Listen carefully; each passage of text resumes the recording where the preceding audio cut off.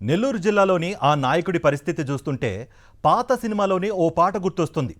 పుట్టింటోళ్ళు ధర్మేశారు, కట్టుకున్నోడు వదిలేశాడు. ఎగ్జాక్ట్గా ఈ పాట ప్రస్తుతం ఆ నేత ఉన్న పరిస్థితికి సింక్ అవుతుందనే చర్చ కూడా జరుగుతోంది. ఇక్కడ పుట్టింటి వాళ్ళు అంటే వైఎస్ఆర్సీపీ పార్టీగా చెప్పుకోవచ్చు, ఇక కట్టుకుందేమో టీడీపీ పార్టీని. నెల్లూరు జిల్లాలోని ముగ్గురు ప్రముఖ నాయకులతో మూడు ముళ్ళు వేసుకున్న ఆయన్ను ఇప్పుడు ఇద్దరు నేతలు దూరం పెట్టినట్లు రాజకీయ వర్గాల్లో చర్చ నడుస్తోంది. ఇంతకీ ఎవరా నాయకుడు, ఏంటా కథ చూడండి.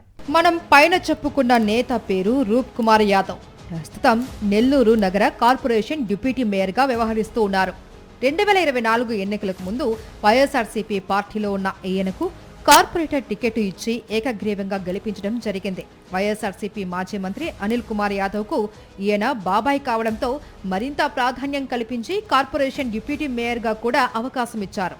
గత ఎన్నికల్లో వైసీపీ అధికారం కోల్పోగానే రూప్ కుమార్ యాదవ్ వైసీపీ పార్టీని వీడి అధికార పార్టీకి దగ్గరయ్యారు.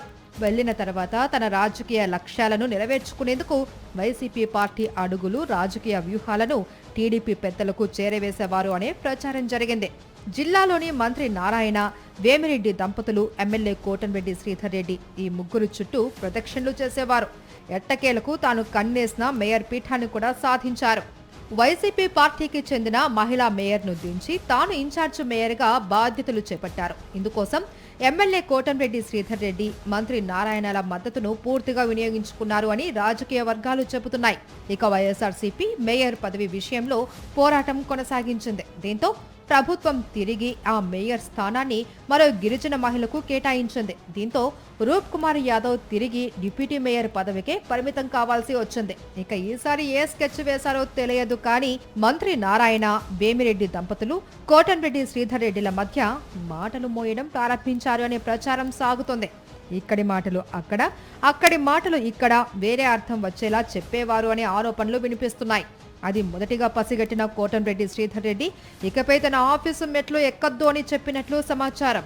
ఇక వేమిరెడ్డి దంపతులైతే నమ్మి కొన్ని వ్యాపార వ్యవహారాలు అప్పగిస్తే వారికే తెలియకుండా ఇల్లీగల్ క్వాడ్స్, మైనింగ్ వంటి వ్యవహారాలు నడిపిస్తున్నట్లు వారి దృష్టికి వచ్చినట్లు చెబుతున్నారు. అంతేకాదు నెల్లూరు నగరంలోని ఓ స్థలం విషయంలో వేమిరెడ్డి సోదరుల మధ్య చిచ్చు పెట్టేందుకు ప్రయత్నించినట్లు గుర్తించారు అని సమాచారం. దీంతో వారు కూడా రూప్ కుమార్ను పూర్తిగా పక్కన పెట్టినట్లు రాజకీయ వర్గాల్లో చర్చ జరుగుతుంది. ఇక చివరిగా మిగిలింది మంత్రి నారాయణ. నారాయణకు అత్యంత నమ్మకస్తుడిగా వేమిరెడ్డి విజయభాస్కర్ రెడ్డి అనే వ్యక్తి చాలా కాలంగా వ్యవహరిస్తూ ఉన్నారు.